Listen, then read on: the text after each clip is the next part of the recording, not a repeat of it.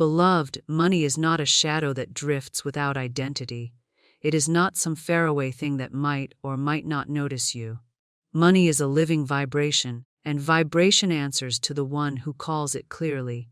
Just as a child turns when their name is spoken with love, so does money respond when you call it by the name you give it in spirit. When you speak vaguely, you summon vaguely. But when you speak with clarity, with certainty, with the precision of one who knows, you set the unseen law into exact motion on your behalf. Most people cry out, "I need more money." But more could be a coin found on the street, more could be $1 in change. The law of supply is exact, and it delivers exactly what is pictured, decreed, and held in mind. And if the picture is blurred, the result will be blurred. I tell you, you have not been denied. Your decree has simply been too faint for the law to read. The universe is waiting for you to speak the number, to form the picture, to claim the thing as though it were already in your hand. In the invisible storehouse of God, there are infinite molds for wealth, molds for 100, for 4,000, for 100,000, for millions. Each mold already exists, waiting for the one who will pick it up with the hand of faith and say, "This one is mine." If you desire 5,000, see 5,000, hold it in the mind's eye until it becomes familiar. Speak it aloud, but divine right, under grace, in perfect ways. I call forth 5,000 now. Your decree is the claim ticket. Your faith is the hand that redeems it. When you say the amount, do not tremble. Do not glance at your bank account to measure if it is possible. Faith does not measure by present resources. Faith measures by God's resources, and those have no limit. The only limit is the size of the mold you choose to hold. If you hold a thimble of belief, a thimble is what will be filled. But if you hold a bucket, a vault, a treasury in your mind, heaven will see to it that it overflows. And remember, beloved, this is not a game of greed. It is a game of clarity. If you ordered a garment, you would give your exact size so it would fit perfectly. In the same way, you must give the law your exact size in thought so that your supply fits your need without waste, without lack, without delay.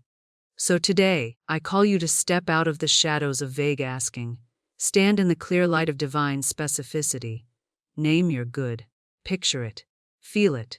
Speak it as one who already possesses it. And know that the moment you do, the law begins to move, not tomorrow, not when it feels possible, but now. Your money is waiting, beloved, and it will turn toward you the instant you call it by name. Beloved, vague asking is like sending a letter with no address. It wanders in the invisible realm, unable to find its way to you. You say, "I want more money," and the law says, "How much is more?" You say, "I want to be rich," and the law says, "What does rich mean to you?" The universe is not withholding. It is simply waiting for your order form to be complete.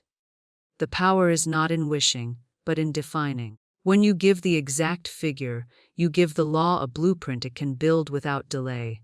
I tell you this truth: clarity is the password to manifestation. Without it, even the most passionate desire can drift in the fog. The invisible laws I have taught for years are not sentimental. They are precise. They do not guess at your meaning. They take you at your word. And when your word is clear, the return is clear. When your word is exact, the return is exact. So many live in a half state of faith, thinking, "If I am too specific, I might scare away the blessing." But specificity does not scare the blessing. It summons it! The law is like a faithful servant who goes into the storehouse of God to fetch exactly what you request. And if you leave the request blank, the servant must stand still. Imagine you are in a fine restaurant with a menu before you. The waiter comes and you say, "Bring me something good." He will smile, but how will he know if you wanted the soup or the roast? In the kitchen, the chef stands ready, but without your order, nothing is cooked. This is why I urge you, beloved, to step into bold clarity. If you need 2,400 for your rent and expenses, call for 2,400, not enough to get by. If you want 50,000 for a home, name it, see it, feel the weight of it in your hands. The moment you do, You have moved from the fog of general desire to the sharp sunlight of faith in action. And let me refresh your spirit with this reminder: what you dare to decree, you authorize heaven to deliver. You do not make the money appear through effort alone. You set the law in motion through the exactness of your word. If you believe you might be asking for too much, you are still thinking from the cramped room of lack, not the boundless halls of God's abundance. So do not fear that clarity will bind you. It will free you. It will give your desire a form the universe can recognize, locate, and deliver. And once you learn to speak this way, you will wonder why you ever asked in shadows when the law was ready to answer in light. Beloved, once the amount has been named, you must now give it a face, a form, a presence in the invisible. The law does not deal in shadows, it deals in patterns. A named sum with no mental picture is like a seed with no soil, it will not root. You must place that sum inside an image so clear that if I asked you to describe it right now, you could tell me the texture, the weight, the color of the blessing. See the amount written on a check made out to you. See it printed in your bank account balance. See it in crisp notes in your hand. If you need 5,000, picture the 5, bold and strong, the commas and zeros like little angels holding the amount in place. Picture your hands receiving it, your heart lifting in gratitude, your life expanding because of it.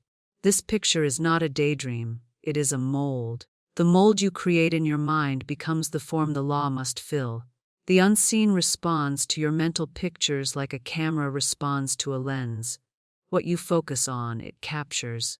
What you capture, it develops. And what it develops, you will hold in the physical. But remember this: a blurred picture brings a blurred result. That is why you must sharpen it every day. Look at it in the morning. Look at it before you sleep.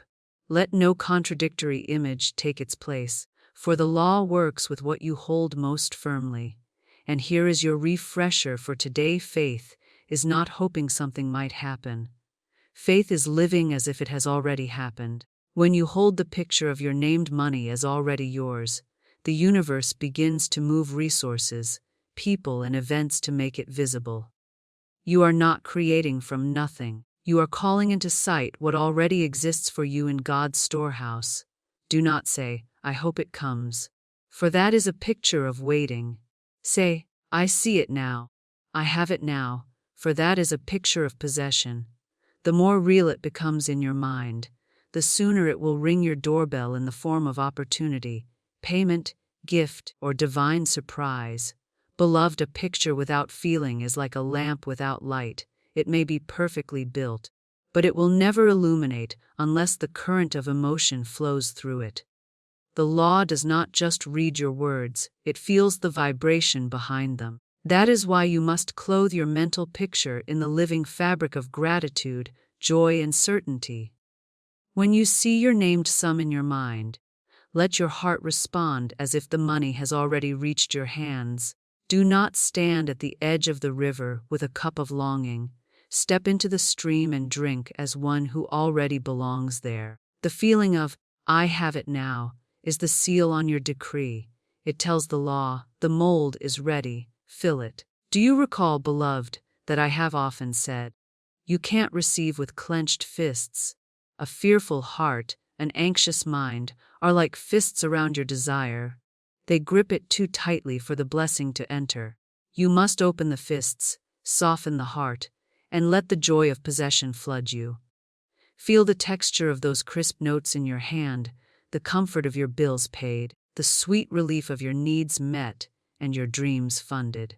The more real you allow this feeling to be, the faster it carves a path for the manifestation to travel. And let me refresh your spirit with this truth. The language of God's law is not need, it is joy. You do not manifest because you are desperate. You manifest because you are aligned with the divine rhythm of abundance. When you feel joy, you become magnetic. When you feel certainty, you become irresistible to your good. So each time you return to the mental picture, breathe life into it through feeling. Let it sparkle, let it sing in your heart, let it carry the fragrance of already having. This is how you call your money by name and have it turn its face toward you. Because you have made it welcome, not just in thought, but in the deepest chambers of your being.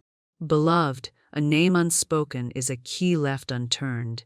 You have called the amount in your mind, you have painted it with your vision, you have wrapped it in the living cloth of feeling. Now the law awaits the sound of your voice. For your spoken word is the trumpet that signals the invisible army to march. When you speak your money's name aloud, you breathe spirit into it. Say it clearly, as you would call a dear friend across a field. Let your voice carry not the tone of wishing, but the firmness of one who knows the one they call will come. If your sum is 10,000, speak its $10,000 now comes to me in perfect ways, under grace. Do not whisper in doubt, declare in faith. The vibration of your voice goes forth, touching minds, stirring events, rearranging circumstances in your favor. Understand, beloved, that when the Word was with God in the beginning, it was not silent. The Word was spoken and worlds took form. You too must speak if you would see your world reshaped. Keep your declaration pure. Do not follow it with words of fear. Speak it in the morning before the world's noise intrudes. Speak it at night so it echoes in your dreams. Speak it when you walk, when you dress, when you prepare your meals. Let the sound of it become as natural as your own breath. And here is your gentle refresher as you walk in this truth. The law will always give you what you call, so be certain that what you name is what you truly desire. This is why you name your money with love, not with greed, with faith, not with strain. Each time you speak it, you place your order in the heavenly ledger, and heaven never forgets. When you call your money by name, with feeling and vision intact, you set in motion an answer that must arrive, whether by expected means or by what the world calls a miracle. It is not your task to know how, it is your joy to know it will. Beloved, the law is exact. It will not deliver to two addresses at once. When you call your money by name, you must remove every rival name you've spoken in the past. You cannot declare, $10,000 comes to me in perfect ways, and in the next breath sigh, money never stays with me, without tearing the very bridge you're building. The law takes both orders, and the two will cancel each other. You must become single-minded. Imagine a ship's captain giving two different coordinates to his crew. The vessel would circle endlessly, never reaching shore. So it is with your words. Every time you speak a rival name, lack, delay, impossibility, you steer your abundance away from you. I tell you plainly, the law is deaf to excuses but attentive to patterns. It follows the trail of your most consistent decree. You may say, but Florence, I've spoken so many wrong names before. How can I undo them? Beloved, the moment you realize a rival name has escaped your lips, replace it immediately with the name of your true desire. If you catch yourself saying, I can't afford that, change it instantly to, my supply is endless, and all I need comes to me now. Do not scold yourself for the slip, correct it, and move on with joy. And here I refresh your heart with this truth. The universe does not punish, it aligns. The law is not keeping score of your mistakes, but it does keep account of your instructions. When you become unwavering in naming your good, the law obeys with precision. Each time you remove a rival name, you clear the pathway for your true decree to arrive without interference. You make your signal strong, undiluted, impossible to miss. And when your word is single, your harvest is certain. Beloved, once you have called your money by name and stripped away every rival name, your work is not to wait in worry, but to keep the call alive until it arrives. Think of it as keeping a lantern lit in the window for a traveler. You do not know the exact hour they will appear, but you keep the light burning so they can find their way home. You keep the call alive through repetition that is joyful, not strained. The law responds to living words, not to weary pleading. Say it often, but say it as one watering a seed, not digging it up to see if it has grown. Every declaration is a drop of living water to the soil of your mind. This is why I tell you, Speak your amount daily with the same certainty as you would announce the sunrise, because you know it will come. Do not let days pass in silence, for silence is like an untended fire, it grows cold. Keep the call in your heart, on your lips, in your atmosphere. Whisper it as you fold your clothes. Declare it as you walk to the door. Sing it while you prepare your morning tea. Let it become the sound that fills the air of your home, so much so that even your walls seem to echo it back. And here is your refreshing reminder. The energy you hold while waiting is the invitation your blessing reads to find you. If you keep your heart open, your voice steady, and your words consistent, you create a clear channel through which your supply flows. If you let impatience cloud your tone or doubt bend your words, you place stones in that channel. Your call must be alive with gratitude, even before the money arrives. Thank the law as if the sum were already in your hand. Gratitude is the magnet that pulls the unseen into the seen. When you live in this vibration, the money you have called by name cannot lose its way. It must come, for the law does not deny the one who calls and keeps calling with unwavering faith. Beloved, when the thing you have called draws near, you must not speak of it as distant. The law responds to the vibration of now, not someday. If you keep saying, "It will come," you place it on the horizon, and the horizon always moves as you walk toward it. Instead, speak of your money as here, present, already accounted for. Say, "This sum is mine now. It is in my possession in perfect ways," and let that truth sink into every cell of your body. Think of a host preparing for an honored guest. The wise host does not say, "One day you may arrive," but sets the table, makes the bed, lights the lamp, all as if the guest were stepping through the door.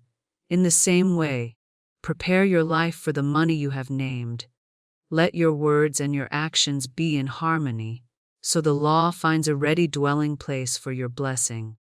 This is not pretending, it is aligning. You are not deceiving yourself, you are announcing the truth before the eyes can see it. Remember, the unseen is the seedbed of all reality, and your spoken word is the gardener's hand. When you declare your wealth as here, you quicken the seed and hasten the harvest. Here is your refresher in the midst of this truth. Every word you speak is a receipt for the thing you claim. If you speak in the past or the future, the receipt is stamped, pending. If you speak in the present, it is stamped, paid. The law cannot deny a paid claim, it must fulfill it. So fill your speech with the vibration of the accomplished. Walk as though your supply is already in your hand. Give thanks for it as if it were already spent and enjoyed. Let every breath affirm, "It is here, it is done." And as you do, the invisible moves swiftly into the visible, for you have spoken the arrival into the very moment you stand in. Beloved, now that we have walked together through every step of this teaching, hear me as I gather the threads into one living cord of truth. From the first moment you call your money by name, to the moment it stands in your hands, the law is moving, silent, exact, unfailing. You have learned that money is born in the unseen, not in the bank. You have seen that poverty and wealth spring from the same soil, watered by your thought and your word. You have understood that the mold you hold in mind shapes the sum you receive, and that you cannot pour a fortune into a vessel shaped like lack. You have discovered the power of continual calling, the necessity of keeping the fire alive, and the secret of speaking in the vibration of the present moment. This is not a teaching for the mind alone. It is a call to live differently starting now. Speak your sum with clarity. Hold it in your imagination with warmth. Align your words, your atmosphere, and your actions with its arrival. Refuse the language of waiting, embrace the language of having. Every time doubt whispers, answer with your declaration. Every time delay tempts you to loosen your grip, tighten it with gratitude. I tell you, the invisible laws have no choice but to obey the voice of unwavering faith. Call your money by name and refuse to call it anything else. See it in your possession. Feel it in your life. Bless it before it appears. And when it comes, and it will, remember to testify, to speak aloud the goodness of God and the precision of His law, so others may learn that their word too is a living key. So now, dear one, do not simply leave this teaching as a pleasant thought. Rise from this moment and do say your sum, picture it live as if it is yours, and then, when it arrives, return and tell your story, so the circle of faith grows larger and the law proves itself again and again. If this message has stirred something in you, share it, speak it, and let others know the door to their good is already open.